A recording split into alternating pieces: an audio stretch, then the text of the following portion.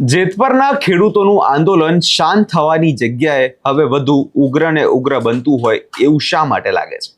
અને અત્યારે જે પ્રકારે રાજકારણ ગરમાઈ રહ્યું છે, ખેડૂતો મને જે વળતર આપવાની જે માંગ કરી દેવામાં આવી છે, હવે એ જ મુદ્દાને લઈ હવે પાટીદાર સમાજના આગેવાન મનોજ પનારા મેદાને આવ્યા છે અને ખેડૂતોને શું કીધું છે તેની વાત કરશું આપણે આ વિડીયોમાં. નમસ્કાર, આપ જોઈ રહ્યા છો નિર્ભય ન્યૂઝ. ગુજરાતનું રાજકારણ જોવા જઈએ તો અત્યારે ગરમાઈ રહ્યું છે. જે પ્રકારે ખેડૂતો વિરોધ પ્રદર્શન કરી રહ્યા હતા અને જે બાદ આપણે જોયું કે સરકાર દ્વારા જે જાહેરાત છે તે પણ કરી દેવામાં આવી, પરંતુ સરકાર દ્વારા જે બમણા વળતરની જે જાહેરાત કરવામાં આવી છે એની સામે પણ ક્યાંક ને ક્યાંક ખેડૂતો હવે રોષે ભરાયા છે. આ વાત અત્યારે એટલે કહી રહ્યો છું કેમ કે જે પ્રકારે અત્યારે ખેડૂતો દ્વારા જે 4 ગણા વળતરની માંગ કરવામાં આવી હતી તે સરકારે આપ્યું નથી અને હવે એ જ મુદ્દાને લઈ પાટીદાર સમાજના એવા આગેવાન મનોજ પનારા મેદાને આવ્યા છે અને ખેડૂતોને શું કહ્યું છે એકવાર એ પણ સાંભળી લઈએ.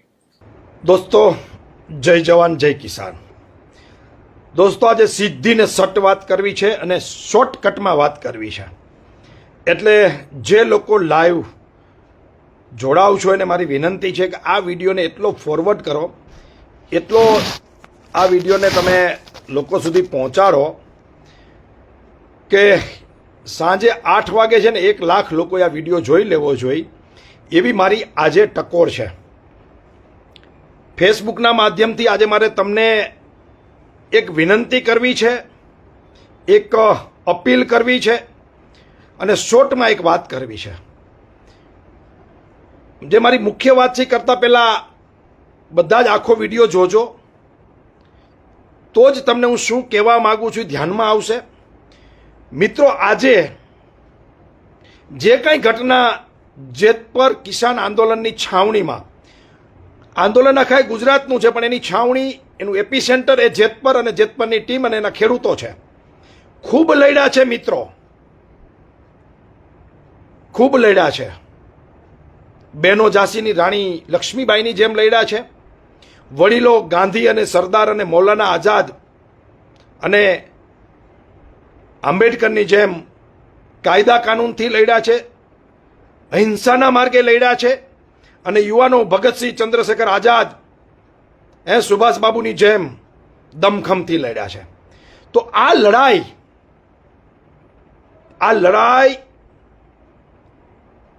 ઓછી ન ઉતરે, ટૂંકી ન પડે, છેલ્લે આ લડાઈ ઝાંખી ન પડે એટલા માટે મારે લાઈવ થઈને તમને અપીલ કરવી છે કે જેતપર જેવું પાણિયારું ગામ અને એ ગામના ખેડૂતોએ જે દમખમથી કાલે સરકારને ઝૂકવું પડ્યું અને જે કાંઈ માગણી સ્વીકારી છે એ એની કમિટી નક્કી કરશે કે આગળ શું કરવું. એ મારો વિષય નથી અને હું કાંઈ એ બાબતમાં અભિપ્રાય આપીશ તો પોલિટિકલી મારું સ્ટેટમેન્ટ થઈ જશે. હું એટલું જ ચોક્કસ માનું છું કે આ જે કાંઈ લડાઈ, પદયાત્રાઓ,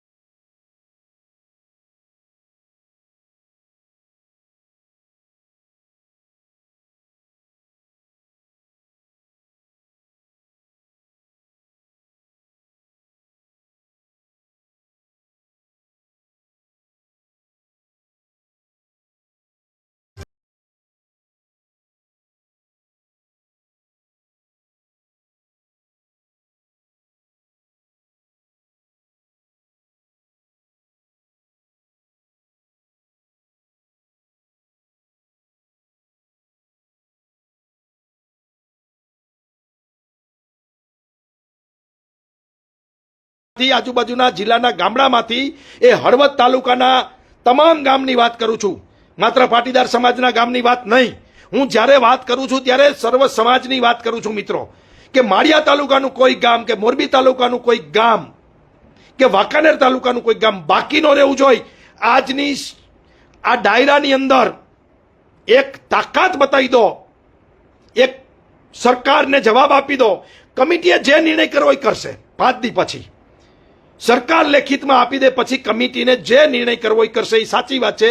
કારણ કે સરકારનો હવે આ જે સરકાર છે, કેશુભાઈ અહીંયા બેઠા હોય તો વિશ્વાસ કરવા જેવો છે, અટલજી હોય તો વિશ્વાસ કરવા જેવો છે.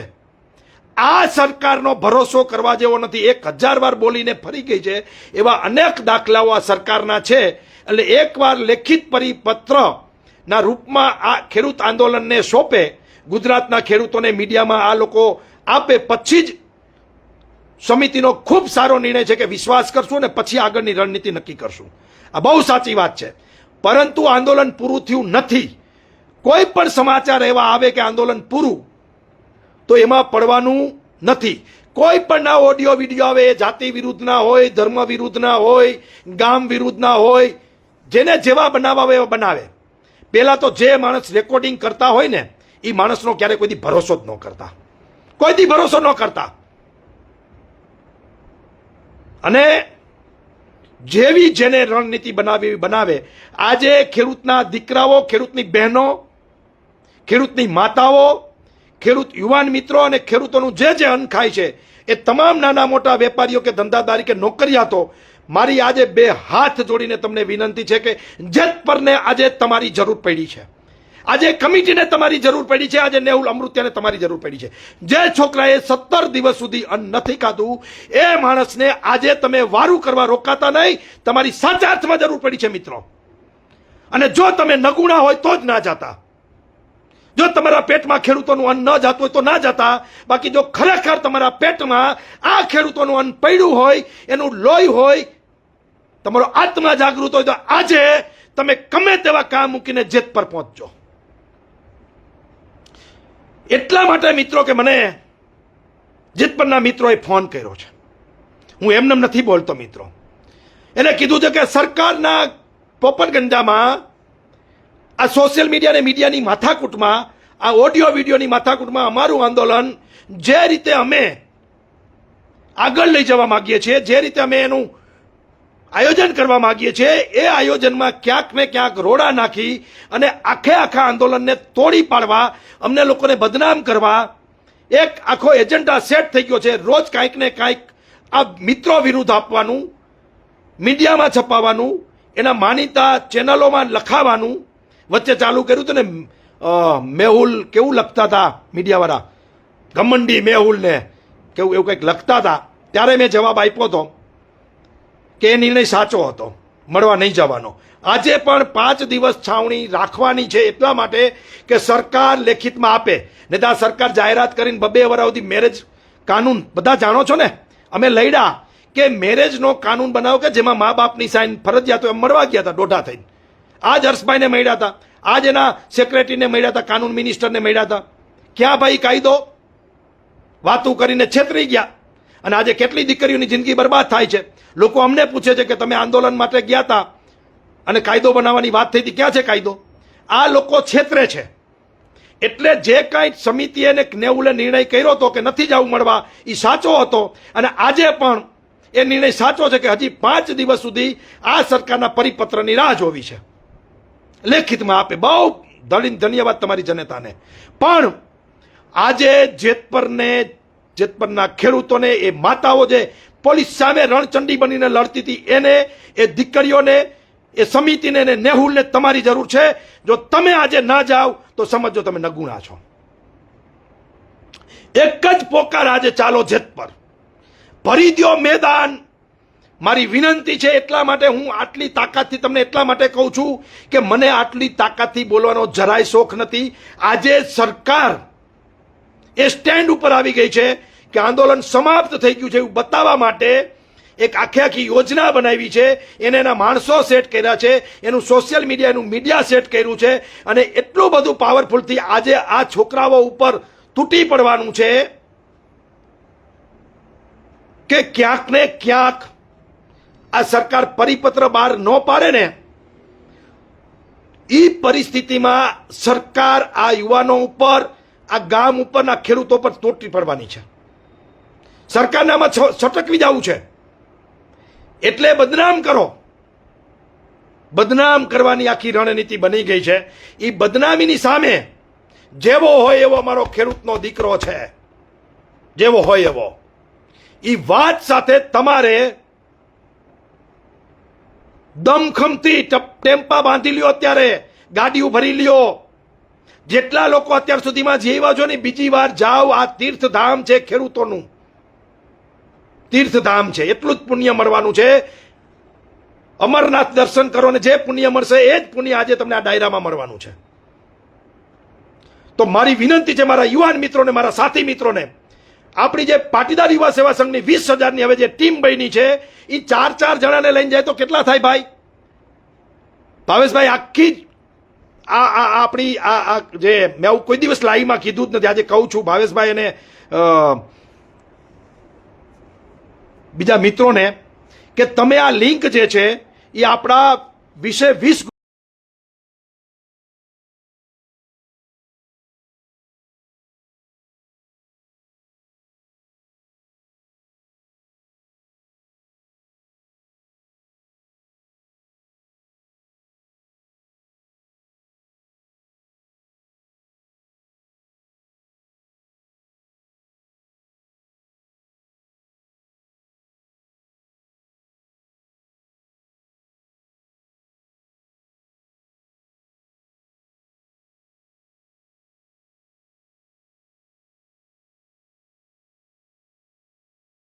20ચામડી કાઢીને આ સમાજને, આ ખેડૂતોને, આ યુવાનોને હું પહેરાવી દઉં ને તોય તમારું ઋણ મારી ઉપરથી ઉતરે એમ નથી.